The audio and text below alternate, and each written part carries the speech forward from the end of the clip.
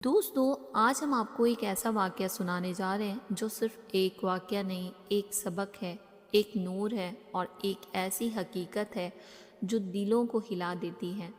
یہ وہ دور تھا جب اسلام پر پہاڑ جیسے ظلم اٹھائے جا رہے تھے، اور اسی دور میں ننھی عمر کی لیکن ایمان کے نور سے بھری حضرت فاطمہ رضی اللہ عنہا اپنے گھر سے باہر نکلی۔ مدینہ یا اس وقت کی یثرب کی تنگ دھول بھری گلیوں میں سے چھوٹی بچی دھیمے دھیمے چل رہی تھی۔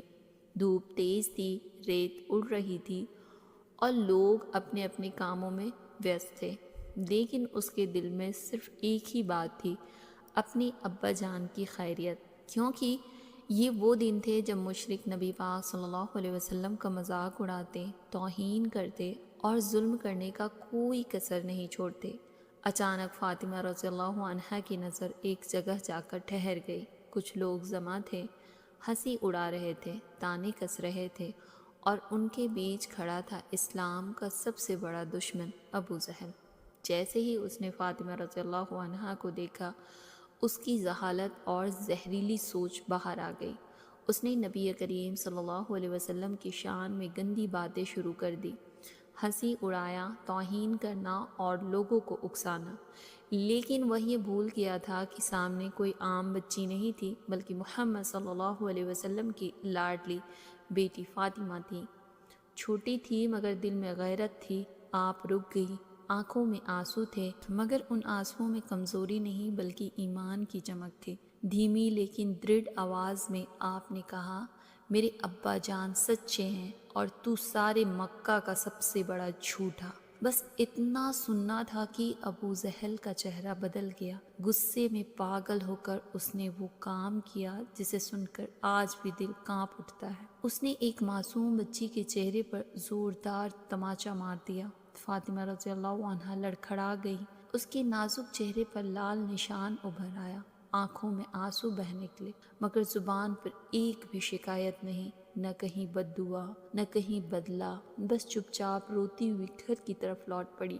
گھر پہنچی تو نبی اکرم صلی اللہ علیہ وسلم اپنی اس پھول جیسی بیٹی کو دیکھ کر گھبرا گئے۔ آپ صلی اللہ علیہ وسلم نے پیار سے اسے گود میں اٹھایا اور پوچھا، میری پیاری بیٹی، کس نے تمہیں تکلیف دی؟ فاطمہ رضی اللہ عنہا روتے ہوئے پورے بات بتاتی رہی، اور نبی پاک صلی اللہ علیہ وسلم کی آنکھیں بھی نم ہو گئی۔ وہ نبی جو طائف کے پتھر مارنے والے کو بھی معاف کر دیتے تھے، جو ظلم کا بدلہ ظلم سے نہیں دیتے تھے، اس کے چہرے پر بھی اس وقت غصے کی ایک لہر آئی، مگر اس کے پیچھے بھی حکمت تھی۔ آپ صلی اللہ علیہ وسلم نے فاطمہ سے فرمایا، بیٹی، ابو سفیان کے پاس جاؤ، اسے سب بتا دو تاکہ قریش کے سرداروں کو اندازہ ہو جائے دھرم کی دشمنی کتنی نیچے گر چکی ہے۔ فاطمہ رضی اللہ عنہا ہمت کے ساتھ ابو سفیان کے گھر گئی، دروازہ کھٹکھٹایا اور کہا، میں فاطمہ بنت محمد ہوں۔ ابو سفیان نے جب ان کا معصوم چہرہ، لال نشان اور بھیگی آنکھیں دیکھی تو اس کے چہرے کا رنگ اڑ گیا۔ اس نے پورا قصہ سنایا اور کہا، ایک بچی پر ہاتھ اٹھایا، اس کی اتنی ہمت کیسے ہوئی؟ وہ ترنت فاطمہ رضی اللہ عنہا کو لے کر ابو جہل کے گھر گیا۔ دروازہ کھلا، سامنے وہیں ظالم کھڑا تھا۔ ابو سفیان کی آواز گونجی، اس نے کہا، دشمنی محمد صلی اللہ علیہ وسلم سے ہے، ان کی بیٹی پر ہاتھ کیسے اٹھایا؟ ابو جہل کے پاس کوئی جواب نہیں تھا، اس کا سر شرم سے جھک چکا تھا۔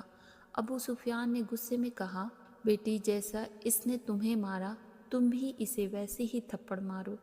لیکن یہاں اصل نور سامنے آیا۔ فاطمہ رضی اللہ عنہا نے سر جھکا کر کہا، میرے ابا جان نے مجھے بدلہ لینا نہیں، معاف کرنا سکھایا ہے۔ ایک چھوٹی بچی، لیکن دل میں نبی پاک صلی اللہ علیہ وسلم کی سنت اور اللہ کا نور۔ ابو سفیان یہ سن کر دنگ رہ گیا۔ اس نے خود فاطمہ رضی اللہ عنہا کا ہاتھ پکڑا اور غصے میں ابو جہل کے چہرے پر ایک ہلکا سا تھپڑ مارا۔ ابو سفیان نے یہ کہا کہ یہ تمہارے ظلم کا جواب ہے۔ فاطمہ رضی اللہ عنہا ہلکی سی مسکرائی اور گھر کی طرف لوٹ پڑی۔ گھر پہنچی تو دیکھا نبی اکرم صلی اللہ علیہ وسلم ان کی راہ دیکھ رہے تھے، آنکھیں نم تھی۔ جیسے ہی بیٹی کو مسکراتے دیکھا، آپ صلی اللہ علیہ وسلم نے ہاتھ اٹھا دیے، یا اللہ، جس طرح ابو سفیان نے میری بیٹی کو خوشی دی، اس کے دل میں بھی ہدایت اور نور بھر دے۔ اور دوستو، اللہ نے اس دعا کو قبول کر لیا۔ چند ہی دنوں میں ابو سفیان کا دل بدل گیا، اس نے کلمہ پڑھا اور اسلام اس کا نصیب بن گیا۔ تو یہ تھی ہماری واقعہ۔ اگر آپ کو پسند آتی ہے فیملی فرینڈ سے شیئر کریے گا۔ Thanks for watching. اللہ حافظ۔